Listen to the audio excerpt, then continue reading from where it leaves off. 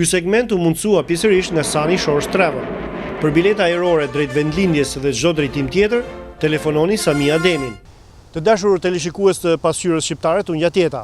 Të njëjtën e kaluar më 8 gusht në mëngjes, xhamia shqiptare e Torontos u mbush me gjallëri si rrallë ndonjëherë tjetër. Pas përfundimit të muajit të Ramazanit, besimi islam u kërkon pasuesve të vet që të falin Fitr Bajramin. Kjo është një festë e solidarizimit me dvobektit, pra një rast për të dhënë fitra ose ndihma dhe për të kryer faljet e rastit. Pikërisht disa qindra bashkëdhetar me banim në Ontario ju përgjigjen këtij detyrimi fetar, duke u paraqitur në xhami për të kryer ritet përkatëse. Si zakonisht, falja drejtohej nga imami shqiptar Muhamet Osmani, i cili më parë, pasi i përshëndetit pranishmit, u kujtoi porositë e Kuranit duke i aktualizuar ato sipas kohës ku jetojmë. Ndër të tjera, ai tha se ndihmat që do të grumbullohen do të shpërndahen te njerëzit në nevojë në Shqipëri, Maqedoni dhe Kosovë. Dhe sqaroi këtu se xhamia shqiptare e ka patur gjithnjë traditë të vijë më parë në ndihmë bashkëdhetarëve të vet në trojet shqiptare dhe pastaj njerëzve të njëjtit besim nga popujt e tjerë. Kjo, tha ai, vjen si porosi nga vetë Kurani. Gjithashtu ai foli edhe për rëndësinë e pasërtisë trupore, të sjelljes së moralshme, si dhe të punës si themeli i bashkësisë islame. Islami apo muslimanët janë ose fe e dinamikës, ose fe e punës. Vëllai nuk e don demeli, nuk e don përtacinë. Janë një rast, pejgamberi sallallahu alaihi wasallam thot, shkojnë në xhami e pani musliman, para gjithëve. Edhe kur dalin për xhamati për xhami, ai fundit po del. 1, 2, 3, pejgamberi i mbet merak. Wow, tha disa ju levdru, tha, filani tha, i pari në xhami, po shkon dhe imami del. Se një Rasulullah, pa i qatë rrinë, tha s'del heq, s'del për xhamis. Pejgamberi tha, çka u bë? Tha, çka të tja çaj malli, çka ke hafët? Tha, ja Rasulullah, tha, borxhet, papunësia, si kemi zanat në mua në ku. O, tha pejgamberi, shumë kollaj, tha, kjo punë largohet. Po çu largohet, tha, hajde bëm një dua me mua, një lutje. Edhe anisi pejgamberi, tha, o Zot, jepi të mirat të njeriut, o Zot, jepi shëndet të njeriut, o Zot, largoja të mberllokun për tacinë. Kur e tha që ashtu, tha ndagu, ja Rasul, çka ti tha një më, tha, mos më këtë dua. Çka ti është? Me një fjalë, largoja për tacinë. Nuk e don Islami njeriu me pyet gati. Gjatë viteve që kurse pasqyra shqiptare ka raportuar mbi veprimtaritë e xhamisë shqiptare të Torontos, kemi vënë re se ky institucion ka arritur të mbijetojë kohës duke rritur vazhdimisht edhe antarësinë. Sot në xhami ka një ndërthurje brezash, por edhe grupesh me origjina të ndryshme si nga Maqedonia, Kosova dhe Shqipëria. Kemi vënë re gjithashtu se interpretimet ideologjike dhe komentet politike janë të huaja për këtë xhami që ka ditur kështu ta luajë mirë rolin e një institucioni bashkimi dhe edukimit të njerëzve. Me këtë rast i urojmë edhe një herë bashkëdhetarët tanë musliman gëzuar nga mot Fitr Bajramin dhe i kujtojmë se sonte, duke filluar nga ora 5 pasdite, xhamia mban darkën festive në qendrën kulturore polake. Adresa, siç e shikoni edhe në ekran, është 4300 Kathra Road në Mississauga. Në segmentin tjetër do të ndiqni një kolazh me këngë të shkëputura prej shfaqjes së televizionit Klan 100 vjet muzik, por në fillim 2 minuta publicitet.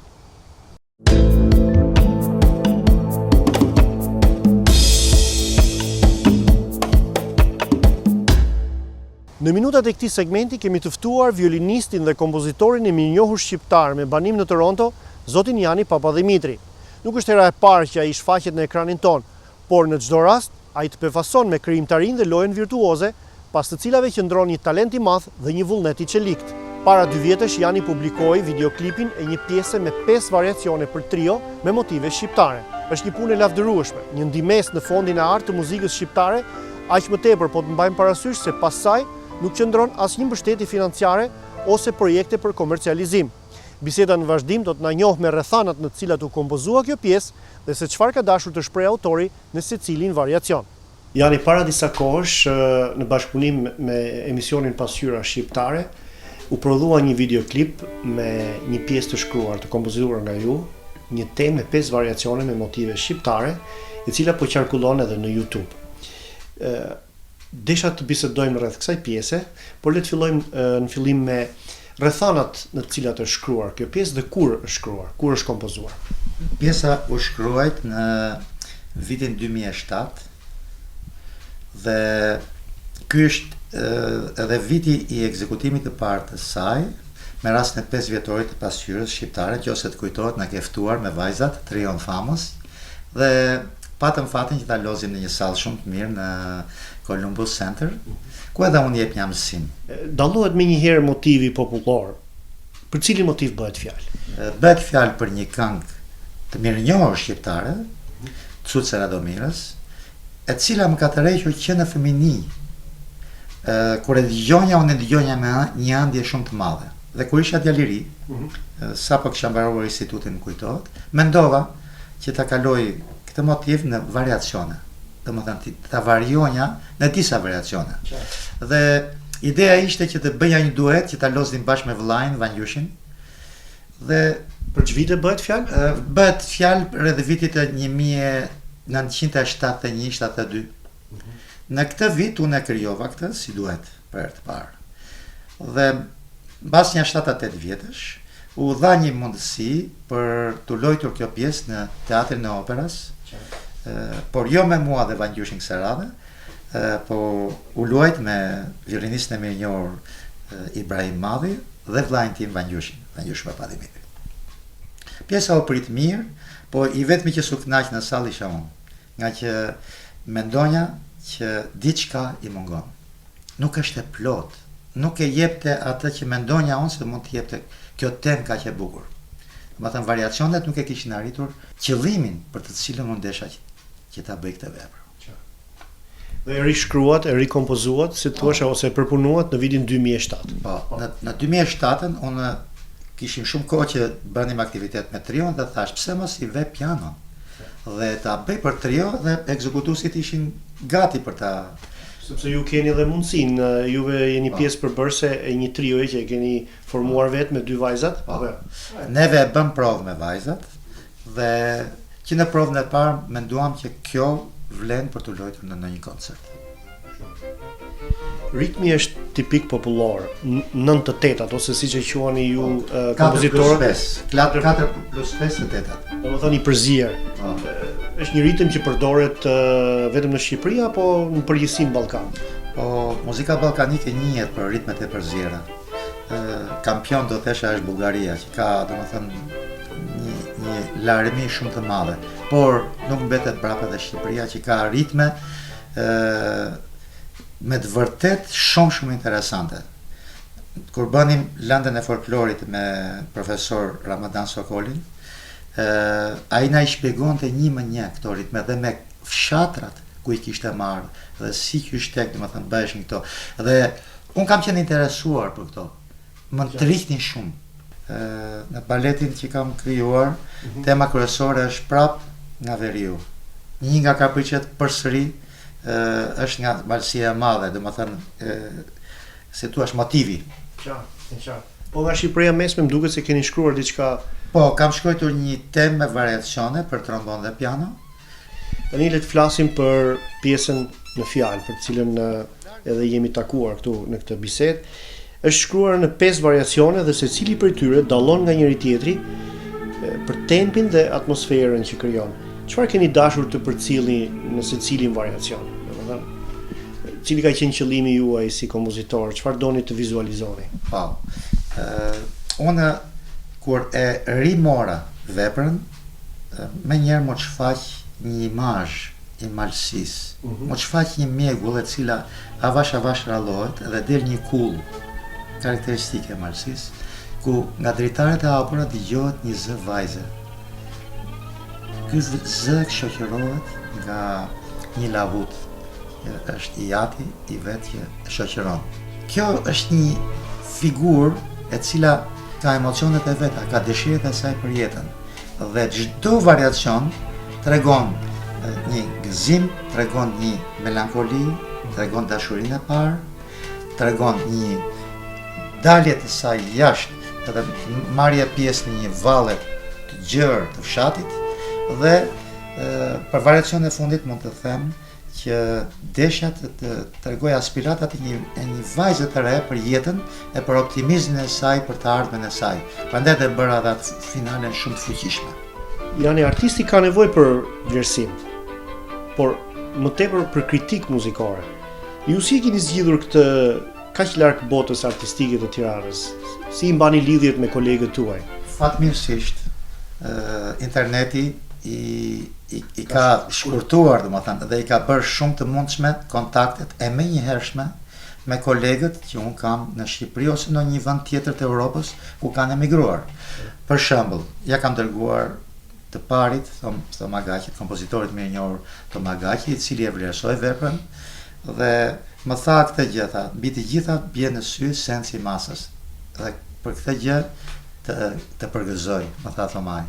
Ja kam dërguar kompozitorit Maksim Sheu, që është në Chicago, edhe ai e vlerësoi veprën dhe mora kritika shumë të mira nga kritiku i mirënjohur Spiro Kalemi, që jeton në Rom, të Italisë. Domethënë kam pas kontakte edhe para dhe mbas videoklipit që u bë. Jam i gëzuar sepse përveç muzikantëve kam marrë emaile dhe telefonata nga shumë miq e dashamirës nga shumë vende të botës, sepse nëpërmjet internetit, siç e thash, ja u kemi dërguar edhe kemi marrë, domethënë, urimet nga njerëzit tanë që njohim dhe nga miqtë e mi. Jani, gjithë kjo punë nuk ka patur mbështetje financiare dhe për më tepër nuk ka patur qëllim për një komercializim të mundshëm. Çfarë ju mban juve kaq të lidhur me krijimin muzikor? Çfarë ju shtyn, domethënë, të vazhdoni të krijoni? Mos ndoshta edhe fakti që vajzat tuaja janë instrumentiste dhe dëshironi që dhe ato t'i mbani sadopak të motivuara, të lidhura me muzikën? Po. Kjo është një gjetje e mirë nga natë dhe Ilir, dhe do të thesha që një nga ato shtysat kryesore është që unë kam një trio me vajzat dhe në çdo koncert duhet patjetër një pjesë e re. Mirë, po nga që dy violina dhe piano janë shumë të rralla partiturat për t'i gjetur, atëherë jam drejtuar transkriptimeve nga melodi të ndryshme, nga vepra të ndryshme të njohura dhe patjetër që do krijonja edhe një diçka të re për një koncert të ri që vinte të trios, dhe kështu që janë bërë disa nga këto trio, por desha patjetër që kishte një diçka me të vërtet 24 karatëshe shqiptare, që të binte në sy me njërë karakteri muzikës tonë. Dhe prandaj dhe krijova dhe variacionet për mbi një këngë të mirënjohur shqiptare. Atëherë le ta ndjekim temën me 5 variacione dhe pastaj do të rikthehemi përsëri këtu në studion tuaj. Jani, sa herë që dëgjoj këtë pjesë më emocionon, po besoj se të njëjtën përshtypje kanë edhe teleshikuesit tanë, ju përgëzoj edhe një herë. Faleminderit shumë. Edhe unë të përgëzoj Ilir, sepse iniciativa e videoklipit ishte krejtësisht tëndja, dhe të përgëzoj, të falenderoj për ndihmën që më ke dhënë në publikimin e përpjekjeve tona si trio, edhe mua si kompozitor në veçanti. Në mbyllje do të desha të di nëse jeni duke u marrë me diçka tjetër, shoh që keni një partitur të hapur aty, e shkruar me laps, pra është një partitur mbi të cilën po punohet. Po, kjo është Nina Nana e mbesës sime Izabela, vajzës e Sofioles, pianistes së trios, vajzës sime të madhe, dhe jam duke shkruar partin për violinë dhe piano. Kam arritur të shkruaj 2 faqe, bile nuk është përfunduar faqja e dytë akoma, edhe sot, para se të vinjë ti Ilir, unë shkruanja Nina Nanën e Izabelës. Të uroj suksese dhe gjithmonë është një kënaqësi të jemi bashkë në minutat e emisioneve tona. Faleminderit shumë Ilir për gjithë ndihmën dhe desha të them që kur ke një mik që të ndihmon në krijimtari, kjo është një pjesë e frymëzimit tënd për veprat e ardhshme.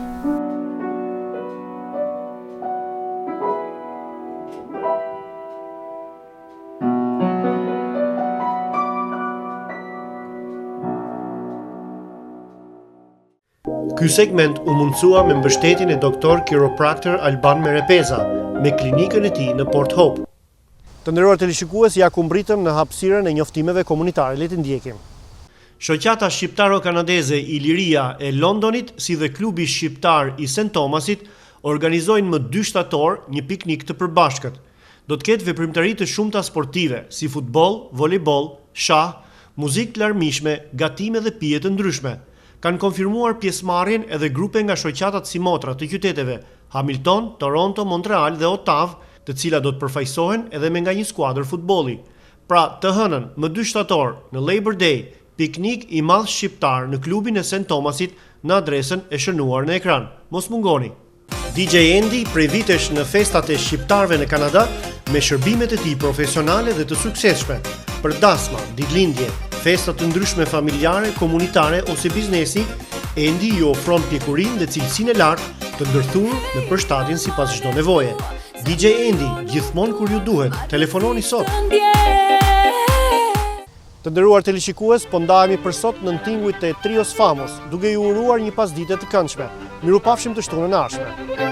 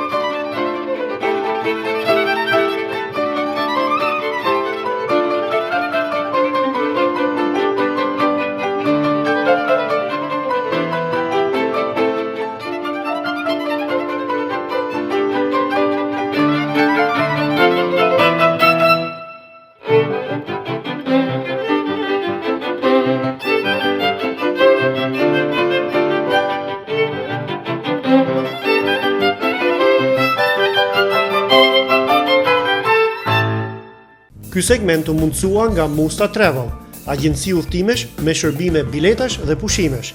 Kurseni para tuaja me Musta Travel.